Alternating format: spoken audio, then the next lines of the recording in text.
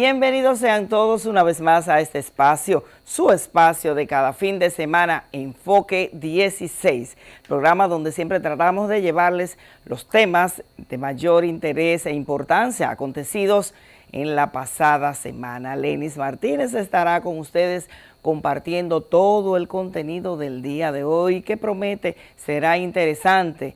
Una entrevista con el licenciado Ricardo Fortuna del PQDC, con quien estaremos hablando muchísimos temas de interés para todos ustedes, para toda la sociedad dominicana. Así que sean todos bienvenidos.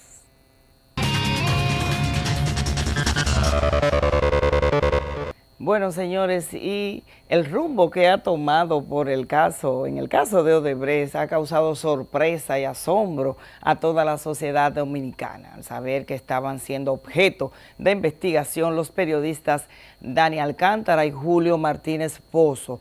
Pero dejemos que sea nuestro.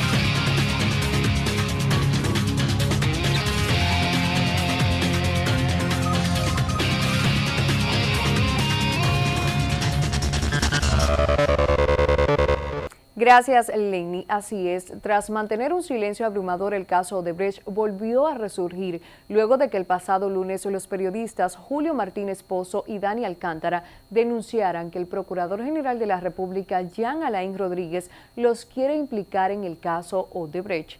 Veamos. Julio Martínez Pozo y Dani Alcántara indicaron que el Procurador General de la República ordenó al juez Francisco Ortega Polanco realizar una investigación contra ellos y sus familiares, alegando su supuesta vinculación con el imputado Ángel Rondón. Tanto Dani Alcántara como este servidor tenemos meses padeciendo amenazas y chantajes por parte de un funcionario público que está en desacuerdo con nuestros comentarios y nos había advertido que íbamos a saber quién era él. Se llegara al extremo de hackear la computadora de Dani Alcántara, y eso ocurrió anoche. Fíjense frente a qué tipo de cosas estamos. Si la constructora brasileña admite haber sobornado en República Dominicana y sobre ello hizo un acuerdo con el Estado Dominicano para resarcirlo con el pago de 184 millones de dólares, ¿cuál es el nivel de responsabilidad de los socios locales si aspiramos a que la sociedad crea en el proceso que se está siguiendo? ¿Por qué el procurador no ha mirado hacia allá? La última de las acciones del señor Procurador General de la República, y la más concreta, es la solicitud que ha hecho al magistrado Francisco Ortega Polanco, el juez especial que instruye el caso Odebrecht, para solicitar una investigación contra nosotros y nuestros familiares, incluyendo esposas e hijos, alegando, cito, su vinculación con el imputado Ángel Rondón, y sobre pretexto de que, cito, pudiera ser o pudiera haber sido utilizado por el imputado Ángel Rondón Rijo para la entrega de dinero producto del soborno a funcionarios públicos y congresistas. Sí, están siendo investigados por orden de un juez, como están siendo investigadas muchísimas otras personas. Y los resultados de esas investigaciones dirán si existen indicios penales o si no los investigan. ¿De cuántas personas hablamos, Julieta? No, esa información no se la puedo dar. En un tuit, Julio Martínez Pozo invitó a la fiscal del Distrito Nacional, Jenny Berenice Reynoso, a descorchar un espumante para celebrar la investigación que realiza la Procuraduría sobre sus cuentas bancarias por el caso de sobornos Odebrecht. Martínez Pozo dijo que no cuestiona la honradez de Jenny Berenice y que siempre ha sido muy crítico de su fascinación por los casos que generen titulares. De inmediato, la fiscal del Distrito Nacional, Jenny Berenice Reynoso, salió en defensa del procurador Jean Alain Rodríguez luego de que los comunicadores denunciaran que el funcionario los persigue, les amenaza e intimida. La magistrada respondió que no es un abuso de poder del procurador acudir ante un juez a pedir las órdenes necesarias, ya que investigar a quienes las indagatorias lo requieran es su obligación. En tanto, el abogado Tomás Castro restó credibilidad jurídica a las imputaciones contra Dani Alcántara y Julio Martínez por entender que esta acción responde a directrices políticas desde el gobierno. A propósito de que la Procuraduría General de la República vinculó a Dani Alcántara y a Julio Martínez Pozo en el caso Odebrecht, hasta el momento no han sido requeridos o interpelados. Sobre este tema, Miriam Díaz, coordinadora de Participación Ciudadana, manifestó que todo el que sea requerido por las autoridades debe cooperar con las investigaciones. Lo único que esperamos es que sea quien sea que esté involucrado en todo esto, sea investigado y sea llevado a la justicia. Si ellos no lo están, pues simplemente deberían contribuir con la investigación para que se aclare todo.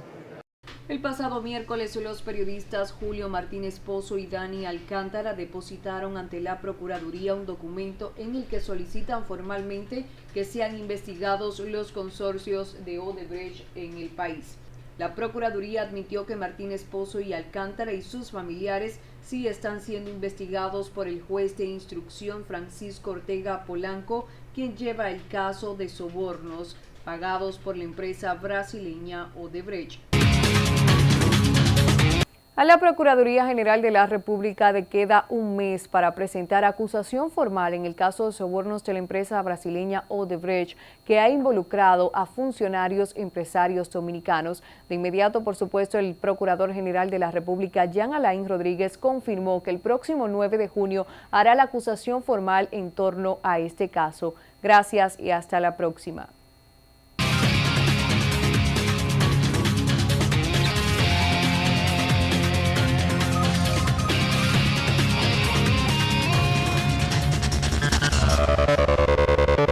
Bueno, señores, y lo cierto es que de manera increíble en esta semana, realmente desde su inicio, ha sido una semana bastante agitada, preocupante, hay que llamarla así, por los hechos acontecidos.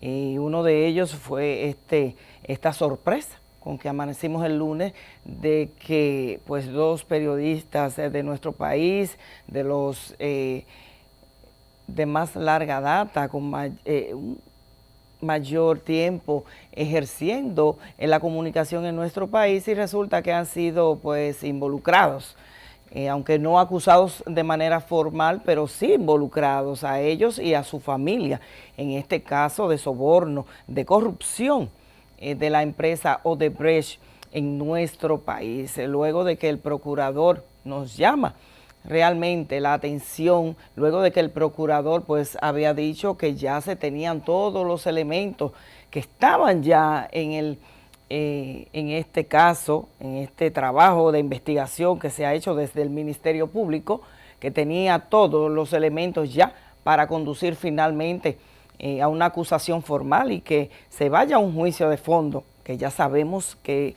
es muy poco tiempo el que le queda al Ministerio Público para ya concluir con todo este proceso de investigación. Pues resulta que estos dos comunicadores, y por los supuestos motivos que según ellos han denunciado de chantaje, de que ellos no sé qué han querido prestar a ciertos mamotretos que supuestamente pues se ha querido, se han negado, y por esto pues han sido involucrados, y de manera muy directa y franca de parte del procurador, reitero, según las versiones de los comunicadores, han dicho que de no prestarse a este juego y de seguir pues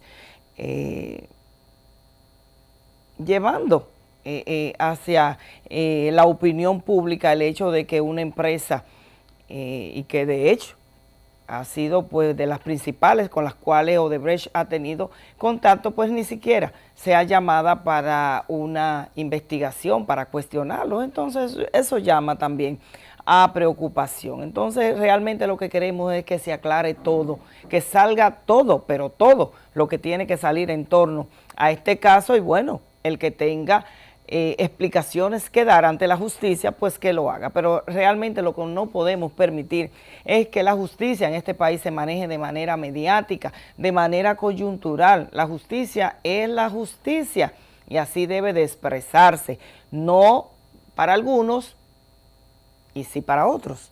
Entonces, eso es lo que queremos desde aquí, que de verdad salga todos los elementos que envuelven a esta situación, este caso de corrupción de esta empresa brasileña que supuestamente, y ya aceptados por ello, ha pagado soborno para la adquisición de obras majestuosas de mucho dinero en nuestro país. Y pasando, señores, a otro tema, en la Cámara de Diputados, como bien ustedes saben, pasando ya a un tema político, ha enviado a comisión el proyecto de ley de partidos en un acto que algunos dicen de que, bueno, esto ha sido para que ya de verdad no se conozca esta ley. Pero vamos a ver el siguiente reportaje que hemos preparado para todos ustedes.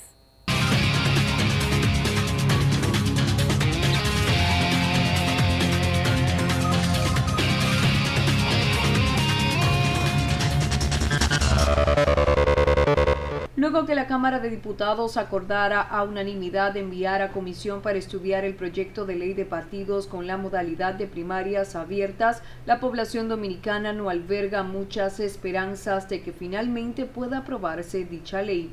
El presidente de la Comisión Especial para el Estudio del Proyecto de Ley de Partidos Políticos de la Cámara de Diputados, Henry Merán, consideró que la Junta Central Electoral está en la obligación de organizar las próximas elecciones de manera adecuada, haya o no ley de partidos. Sostuvo que en cualquier escenario es responsabilidad de la Junta la organización de un proceso eleccionario acorde a lo que establece la ley. La Junta Central Electoral está obligada constitucionalmente a hacer un buen trabajo, en cualquier circunstancia y condición. Existe una ley que estamos en proceso de revisión, que es la 275-01. Desde luego falta la ley por aprobar esta pieza importantísima, que es la ley de partidos y agrupaciones políticas, pero independientemente de eso, la Junta Central Electoral no podría en ningún caso eximirse de la responsabilidad constitucional que tiene de garantizar un proceso transparente, democrático, diáfano, con calidad y afine a la voluntad democrática del pueblo dominicano. Mientras el presidente del Tribunal Superior Electoral insiste en que el país no se puede ir a unas próximas elecciones sin ser aprobada la ley de partidos y agrupaciones políticas, Román Jaques consideró que el estudio de la pieza legislativa debió comenzar por la ley de régimen electoral. Hemos considerado que el Congreso debió comenzar con la ley de régimen electoral o en su defecto de manera conjunta los dos proyectos. En tanto, el expresidente Hipólito Mejía favoreció que el proyecto de ley de partidos políticos haya sido enviado a una comisión especial para su estudio y ponderación. Sin embargo, consideró que ya el proyecto de ley está donde corresponde, a lo que Chu Vázquez, secretario general del PRM, catalogó como una táctica dilatatoria para no aprobar la ley. Lo que nosotros queríamos que fuera así. ¿Para qué? Para que evitar que en el futuro manden proyectos y levantan la mano, como los préstamos que ha habido en el país, cientos aprobados. No. Que diluciden y discutan esas cosas allá en lo que responde Danilita y Leonelita y PRDistas, todo tiene que, esa es la función de ellos, discutirla, no aprobarla para por, que es lo que nosotros pensábamos y debemos recomendar. No, yo no confío en nadie, yo nada más confío en doña Rosa. Desde que el Senado de la República decidió enviar a una comisión del Senado el anteproyecto de ley de partido y la Cámara de Diputados decide también enviarlo a otra comisión y no darle continuidad, no darle seguimiento a la comisión bicameral que había avanzado mucho en los temas de la ley de partido y de la ley de régimen electoral, inmediatamente yo dije que esa era una estrategia para que no se aprobara la ley de partido y la ley electoral. Sin embargo, para el presidente del Partido Revolucionario Moderno, Andrés Bautista, quien se reunió con el bloque de diputados de esa organización, reiterando su oposición a que sea aprobado el proyecto de ley de partidos políticos con primarias abiertas. Para que sea dilucidado y corregido exactamente el padrón. Esa es la posición y quedamos de reunirnos hoy aquí porque habían algunos, la mayoría de diputados no estaban, y lo que hicimos fue tener este intercambio para reiterar, refrescar lo que es la posición del partido. Una posición, reitero, que no es de ahora, sino que es del 24 de abril del año 2017, que nosotros como partido hemos defendido esa posición junto con los demás partidos de la oposición. Tenemos compromisos, tenemos propuestas que se han llevado a diferentes instancias. Se llevó a la Junta Central Electoral, se llevó al Episcopado Dominicano, se ha llevado a los hombres de empresa, en fin, a muchas instituciones, participación ciudadana. Para ciertos sectores de la sociedad dominicana, la ley de partidos fue enviada a una comisión para que fuese engavetada como otras veces ha ocurrido, ya que todos los partidos políticos no tienen interés alguno de que la pieza sea aprobada, denominando la situación como un show mediático.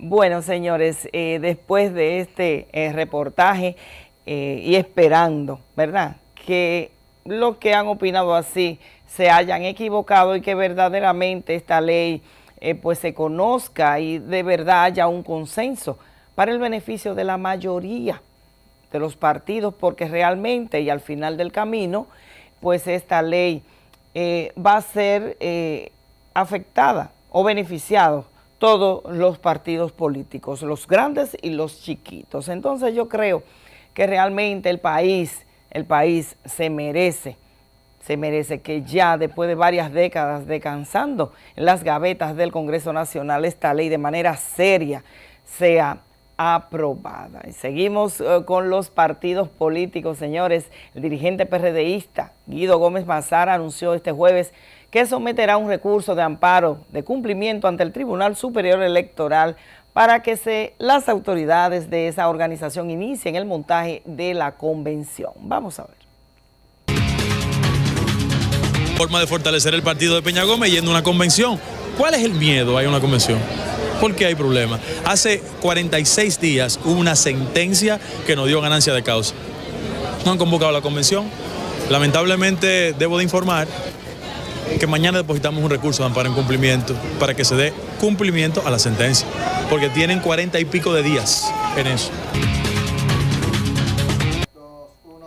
Bueno, y lo cierto es que Guido Gómez Mazara, el doctor Guido Gómez Mazara, no está porque le tomen el pelo. Ya según él, que ya pues ha venido a este espacio y así lo ha expresado, pues no está porque le hagan cuento y que se realice esta convención en este partido, y si no, ha dicho él, tendrá que volver al Tribunal Superior Electoral. Pero señores, el presidente de la comisión organizadora de la convención, seguimos con los partidos políticos, del Partido Revolucionario Moderno, Tony Raful, informó que conocen unas 70 impugnaciones del pasado proceso eleccionario. Dijo que tan pronto sean conocidas, procederán a la realización de la Asamblea de Delegados por la proclamación de los candidatos electos, según ellos, electos. Vamos a ver. Conocer las impugnaciones que hay alrededor de 70 impugnaciones, conocerlas, alrededor de 70. Eso hay que conocerlo, eso hay que resolutar y eso tiene que terminar. Nos dimos un plazo después de una reunión que tuvimos con el presidente del partido, el compañero Andrés Bautista, me refiero a la comisión y nosotros, y allí decidimos que antes del lunes tiene que estar eso definitivamente ya limpio para dejar todo esclarecido en el seno de las reclamaciones que ha habido. Y en torno a esta situación y a propósito de este proceso interno que vivió el PRM, el secretario general del Partido Revolucionario Moderno y que aspiró a la misma posición en la pasada convención, me refiero a Jesús Vázquez, solicitó a la Comisión Nacional Organizadora de esas votaciones nada más y nada menos, señores, que anular este proceso por todas estas irregularidades, supuestas irregularidades. En un documento de 41 páginas depositado el pasado miércoles, Vázquez alega que nunca se le entregó el padrón de miembros definitivo y que a tan solo 4 días, señores, de las votaciones, pues faltaba por inscribir un 30% de esta militancia. Esa tardanza en la entrega del padrón constituyó una violación al plazo razonable. Igualmente, se quejó que todo el proceso convencional se diseñó en función de 2 únicas corrientes con liderazgo formal y que decidieron apoyar de una forma ilegítima este famoso pacto. Vázquez acusó a la comisión de carecer de imparcialidad y objetividad. Y lo cierto, señores, es que es muy lamentable que seguido se anunciara este proceso, se filtrara esta lamentable, funesta información de que estos 2 principales líderes pues apoyaran a la hija de uno de ellos y a un senador que es de la corriente del señor Luis Abinader, cercenando el derecho que tienen los demás e inclusive si a justicia vamos, mucho más derecho que estos dos miembros de este partido, el mismo Chu Vázquez y Anilda Vázquez, señores, como otros más que han sido grandes luchadores por este partido y a raíz de esta división le dieron todo el apoyo y se han mantenido quizás mucho más férreos en su defensa por los derechos de la población, lo que ellos asumen. Que muchos de estos líderes, incluyendo al señor Hipólito Mejía, que lo hemos visto en los últimos tiempos, cómo se ha dedicado a hacerle relaciones públicas al gobierno de Danilo Medina. Entonces eso no se espera de un miembro de un partido que se dice ser de oposición. Fíjense este hecho funesto, lamentable, bochornoso de parte de legisladores que siguen al expresidente Hipólito Mejía. Qué actuación tan pobre tuvieron y se supone que es un miembro importante del PRM, señores. Entonces, por eso mucha gente anda diciendo por ahí que si Luis Abinader permite que el señor Hipólito Mejía continúe formando fila de ese partido, él murió como político y yo creo que tienen razón. Vámonos a una pausa comercial para cumplir con nuestros compromisos, pero al regreso tendremos mucho más informaciones.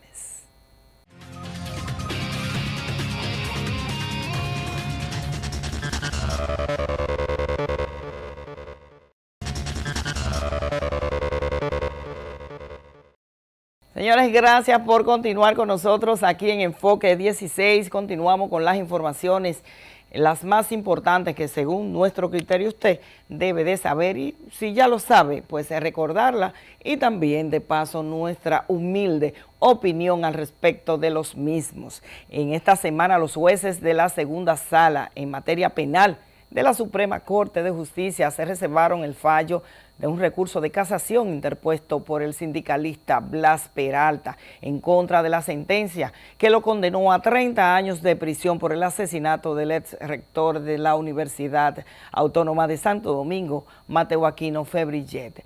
Mientras que la fiscal del Distrito Nacional, Jenny Berenice Reynoso, dijo que no hay manera de que los jueces de la Suprema acojan este recurso. Vamos a ver.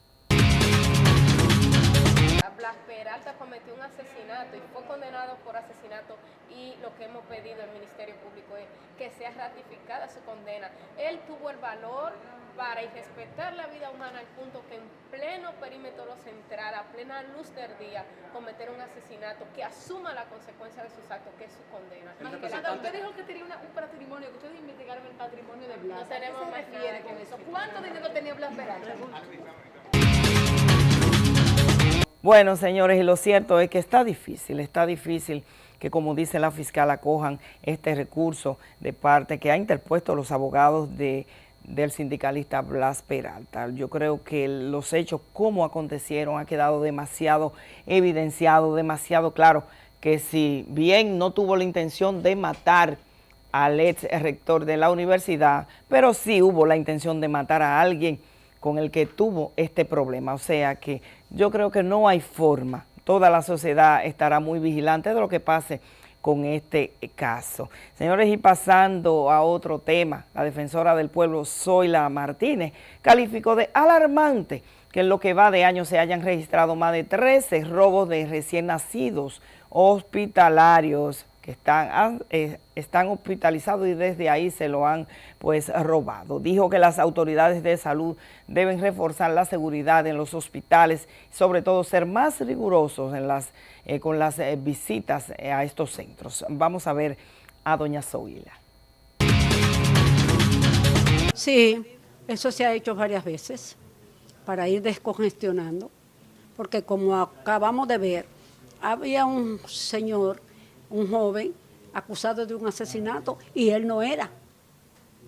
Entonces, esos tribunales permitirán, eso es transitorio, debe ser transitorio y a nivel nacional, porque no es solamente la cárcel de La Victoria, estamos hablando del 15 de Azo, todas las cárceles, la de Montecristi, la de Puerto Plata, tenemos que ir descongestionando casos menores. Bueno, señores, a propósito con esta lamentable situación en los hospitales, hay que destacar estos cambios de ministros que ha habido en nuestro país de parte del Ejecutivo. Con ello hay que resaltar de manera principal pues el Ministerio de Salud, que se ha cambiado, ¿verdad? Ha cambiado de ministro. Ya la doctora Altagracia Guzmán Marcelino no pertenece a esta entidad, y cosa que, bueno, hay que recordar, hay que recordar en el momento que la doctora pues fue asignada a este ministerio, ¿qué había pasado? Los muertos de niños por falta de elementos, ¿verdad?, de insumos en el Robert Reed. A causa de esta circunstancia, alguna cabeza tenía que volar y voló la de el entonces ministro del Ministerio de Salud Pública. Ahora vemos cómo situaciones parecidas ocurren y la ministra renuncia.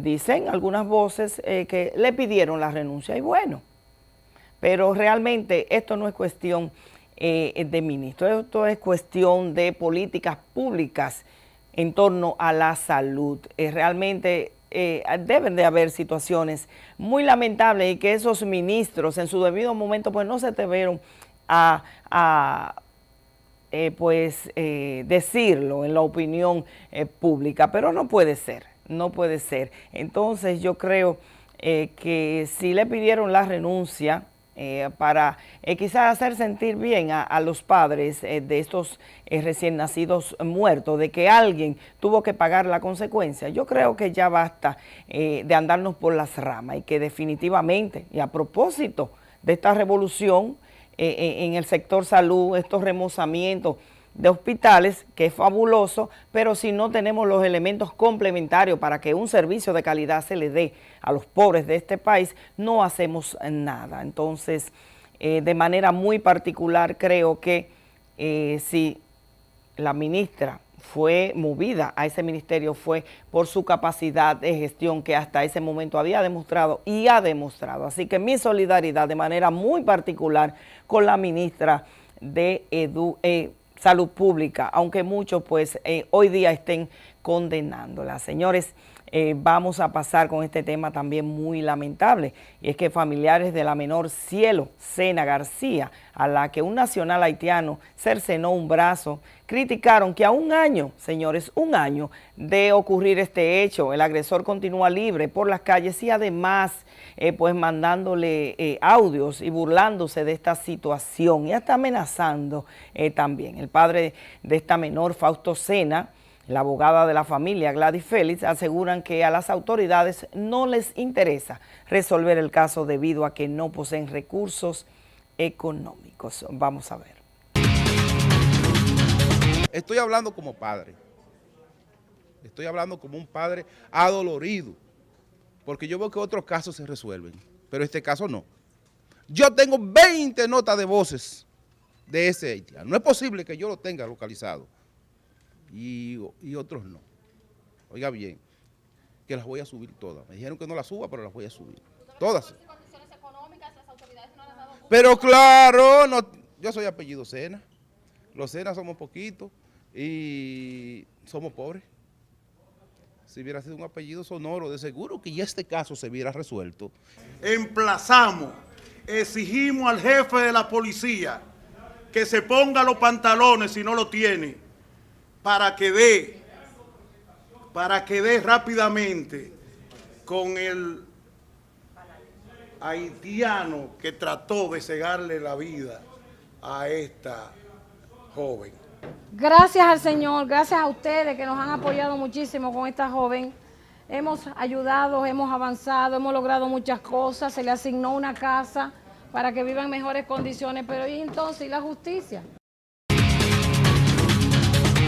Bueno, señores, y con esta información nos vamos a una pausa. Al regreso estaremos conversando con el licenciado Ricardo Fortuna del PQDC. Así que no se muevan, que de inmediato estaremos de regreso.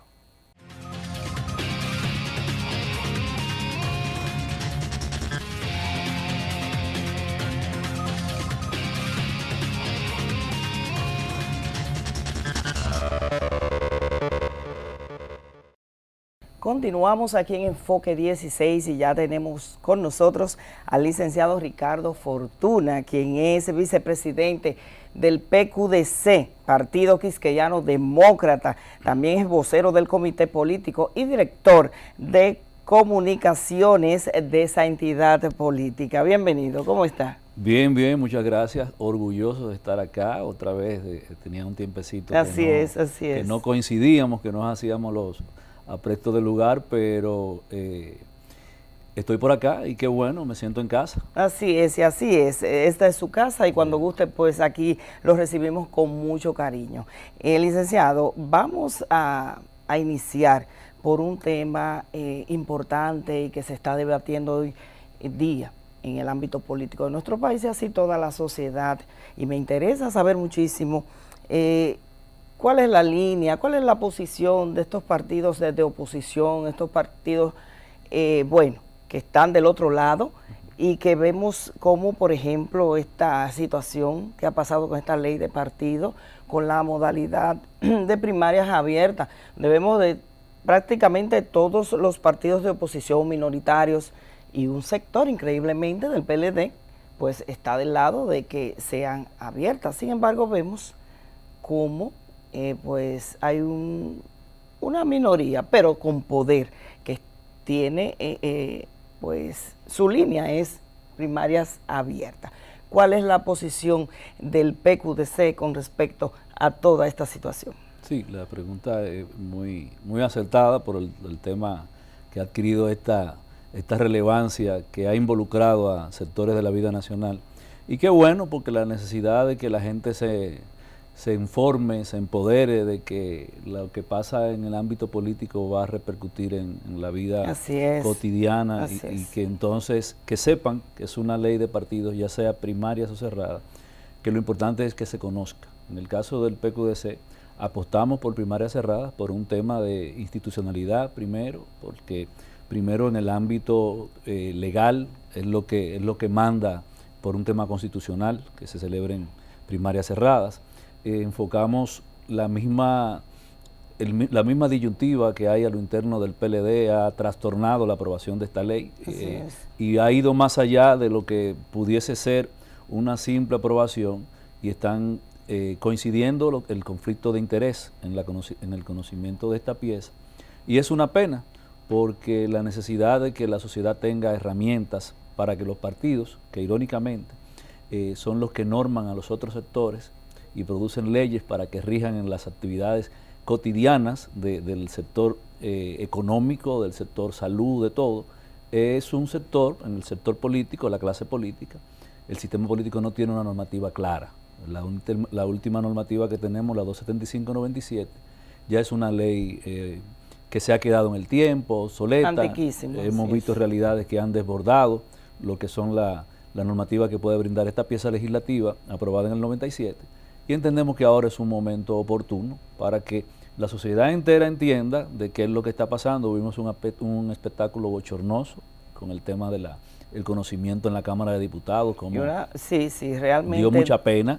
Así es, coincido totalmente con usted. Y qué bueno que pase eso para que la gente entienda que debe de presionar para que cada institución del Estado, en este caso la Cámara de Diputados, asuma un rol. El Senado debe de hacer lo propio también, pero no basado en intereses particulares, porque la gente al final dice, bueno, ¿cuál es la retribución de la democracia?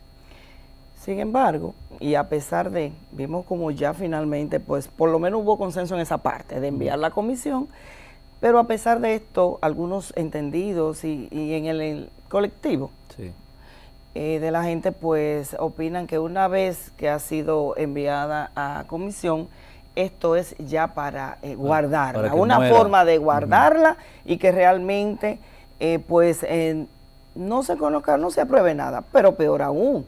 Dicen por ahí también que los partidos minoritarios, todos, no le interesan que sean supervisados, no le interesa que, bueno, la gente sepa de dónde provienen los recursos, quién proporciona los recursos. ¿Cuál es la visión suya? De manera particular me gustaría saber, como político. Mira, la semana, hace como 10 días, apareció un artículo donde reseñaba lo que eran los informes de los partidos políticos a nivel financiero, el uso del dinero que recibía de la Junta Central Electoral.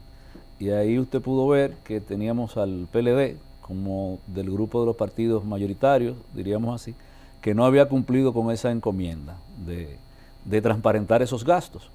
En el otro extremo usted tenía al PQDC, que había cumplido con lo que manda la ley de transparentar el gasto, de decir cómo había gastado el dinero.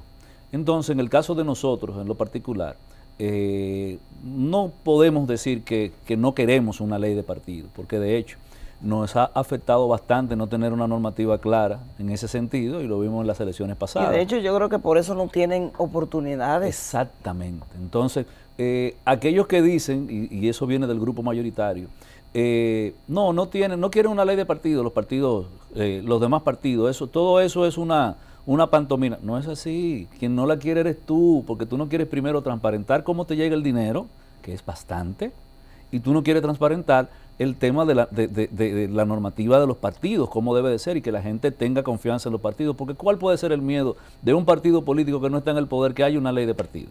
Es ninguno, al contrario, tú quieres que haya, además de una ley de partido, que haya un régimen electoral para tú ir a competir de manera justa, equilibrada, y se supone que con ánimos de ganar es que tú participas.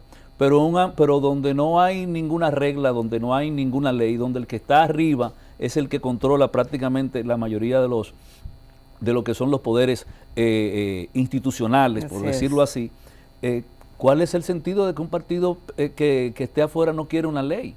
Yo pienso que tiene más sentido escuchar que tú como partido no te conviene, en el caso del PLD, ya sea por primaria cerrada o por primaria abierta, el conocimiento de esa pieza. Y voy más allá.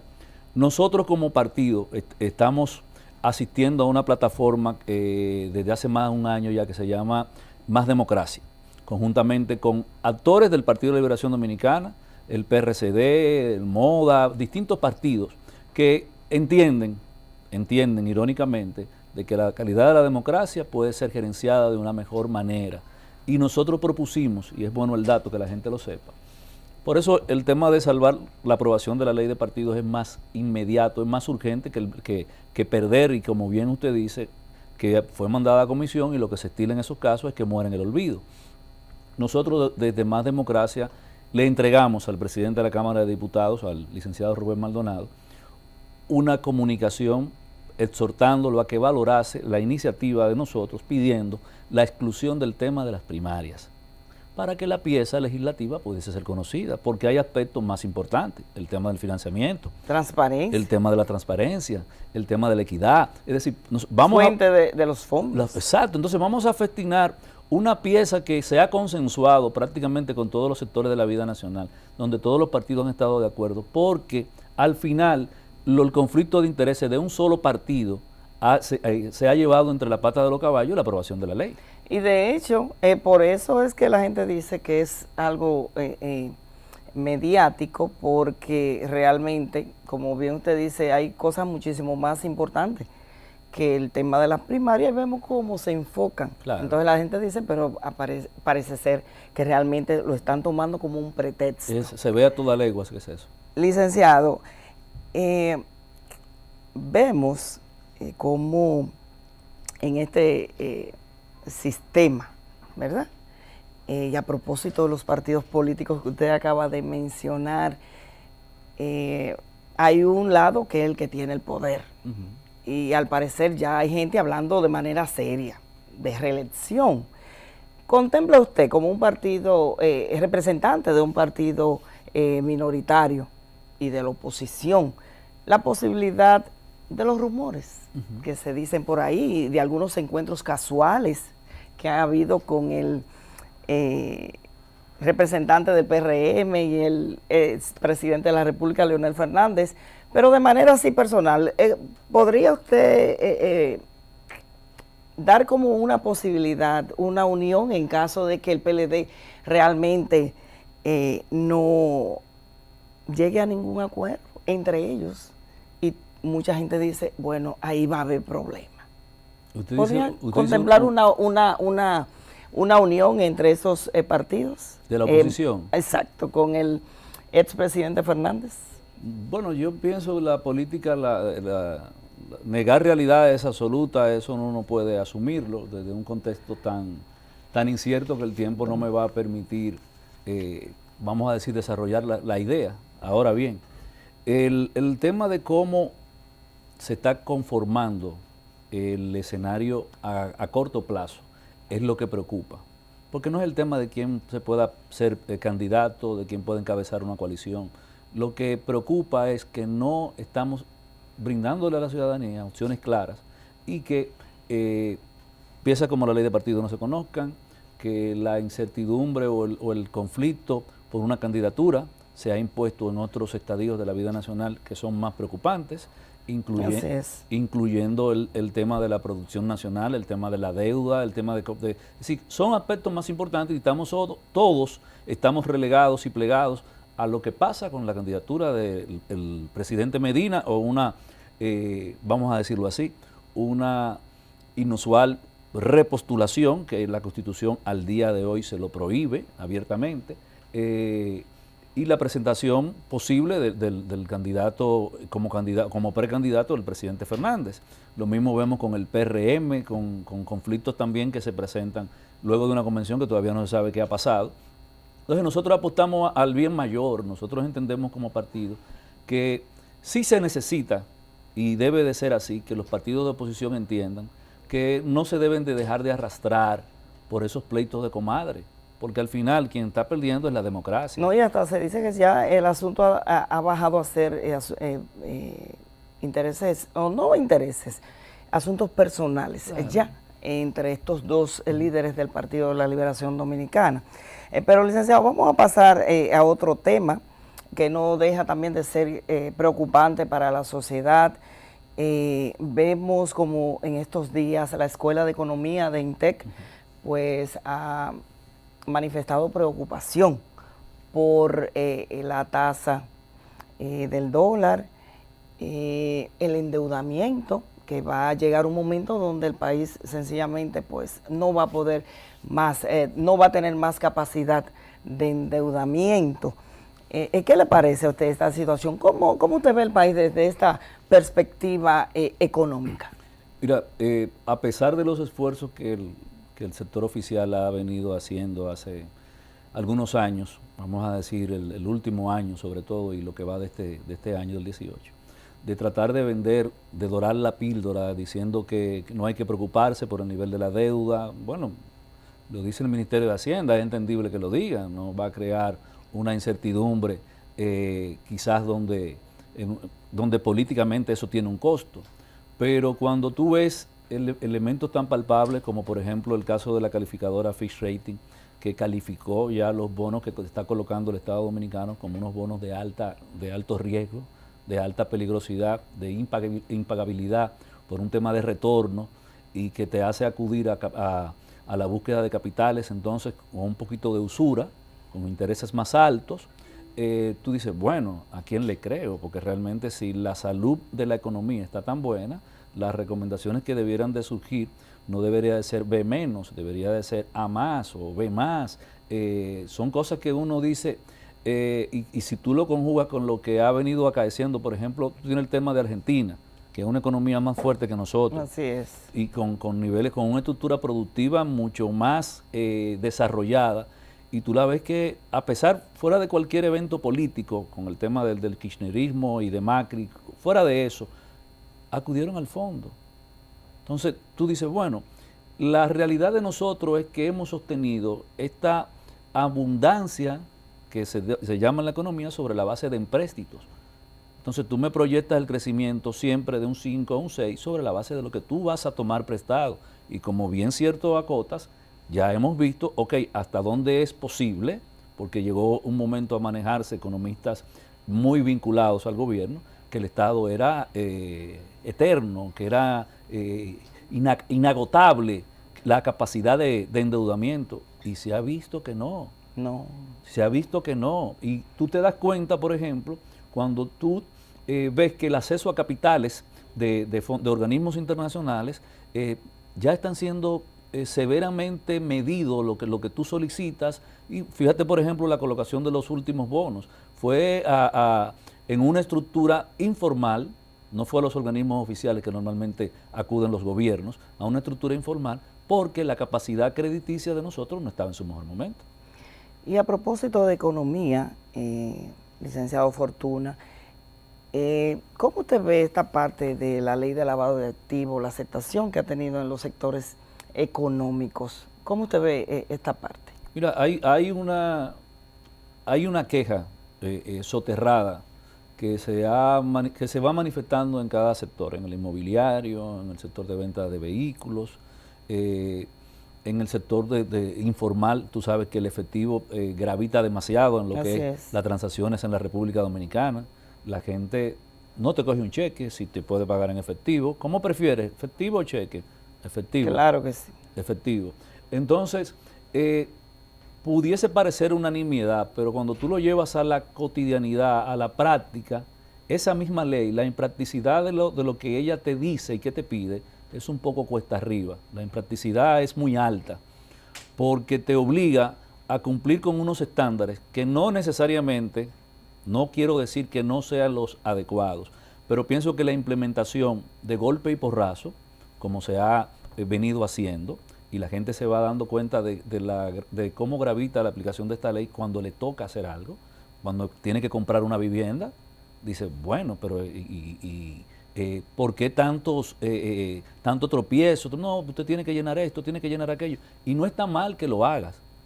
El problema es cómo te trastorna lo que es la actividad económica tuya con los actores con los que tú intervienes. Y me explico.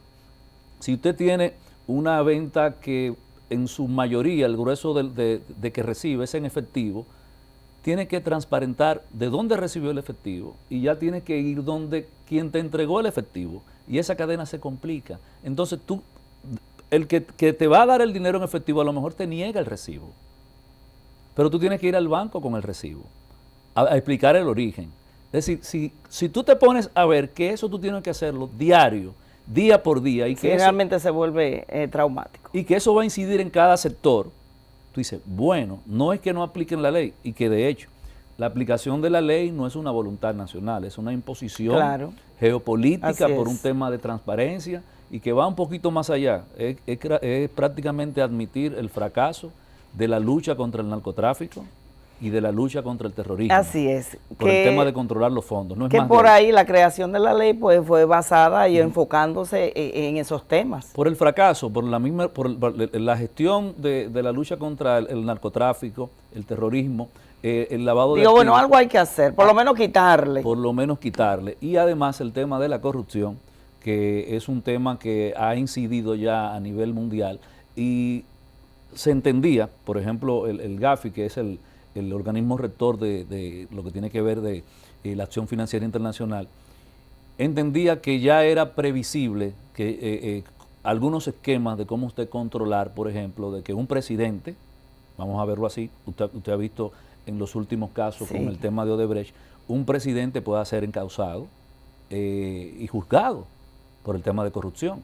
Usted ha visto que, por ejemplo, algún funcionario de algún banco importante que han sido ya puestos en listas negras por el uso indebido de sus funciones. Es decir, ya es posible y acudieron a que ese contubernio que venía dándose entre el narcotráfico internacional y la banca no pueda operar. No pueda operar.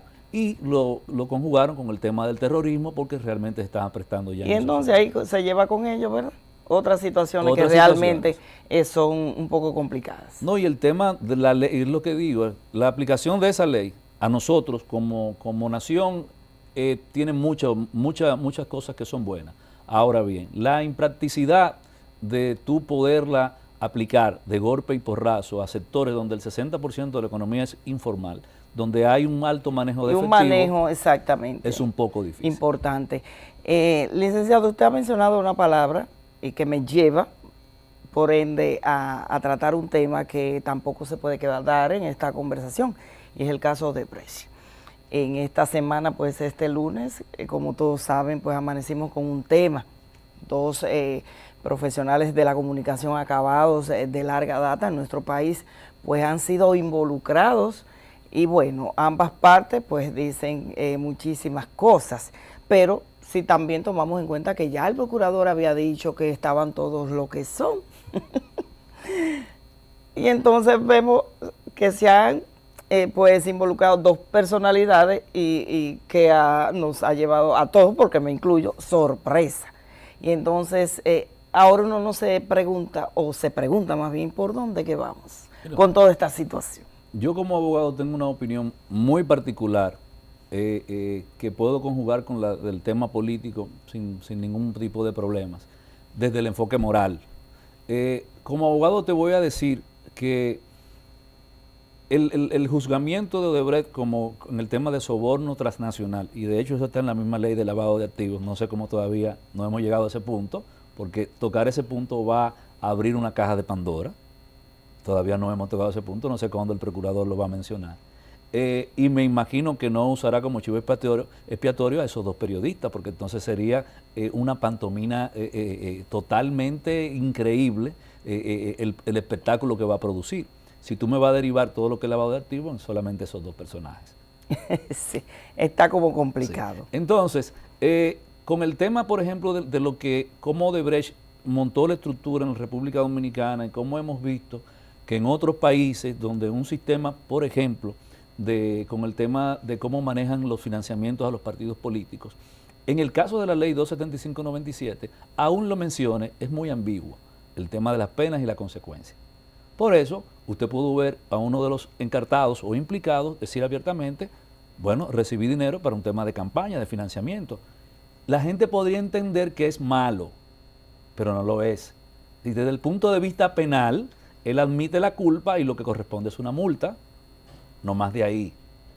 Ahora bien, con el conocimiento de esta ley de partidos que debería también de conjugarse, como tal dijo el Tribunal Superior Electoral, su presidente, con primero la ley del reglamento electoral, por logicidad debió de ser lo primero, y luego lo otro. Ahí sí, con las sanciones y el establecimiento de un esquema claro, un sistema de consecuencias, pudo haber sido distinto el conocimiento del caso de sobornos.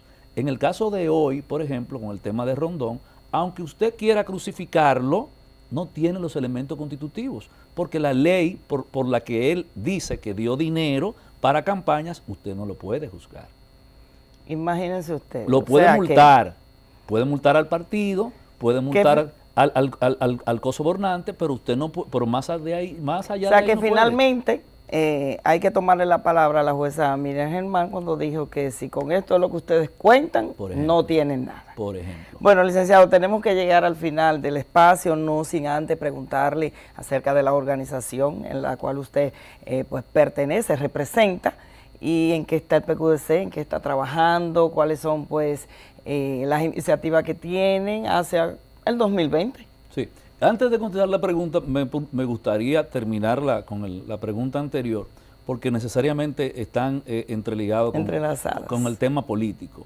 Políticamente es detestable lo que pasó y nosotros como agrupación política repudiamos de la manera que sea por lo injusto que es lo que tú viste con el tema de cómo alguien en el poder puede usar todos los artilugios posibles para permanecer en el poder con las malas artes. Eso independientemente de República Dominicana, el país que sea, debiese de ser castigado severamente.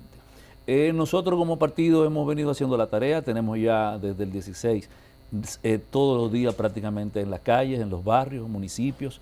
Vendré por acá prontamente a hacerla partícipe de un proyecto donde estoy comprometido de manera individual, de manera personal, para contribuir con lo que tenga que ver la gestión de la democracia, una mejor calidad de la democracia.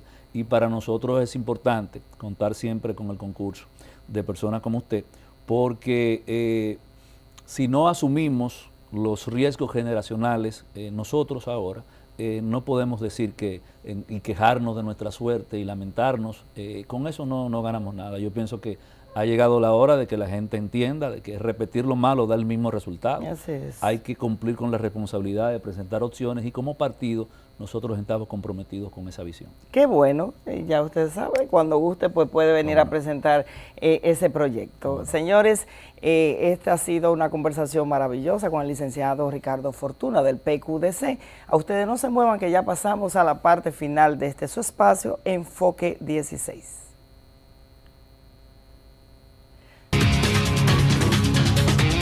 Señores, las gracias a ustedes por haber estado con nosotros esperando, por supuesto, que todo el contenido del día de hoy haya sido del agrado, del interés de todos ustedes. Las gracias sinceras por su sintonía, porque cada semana siempre están ahí compartiendo con nosotros todo el compendio de informaciones, de noticias que siempre le traemos. Así que solo nos resta agradecerles y desearles un feliz fin de semana.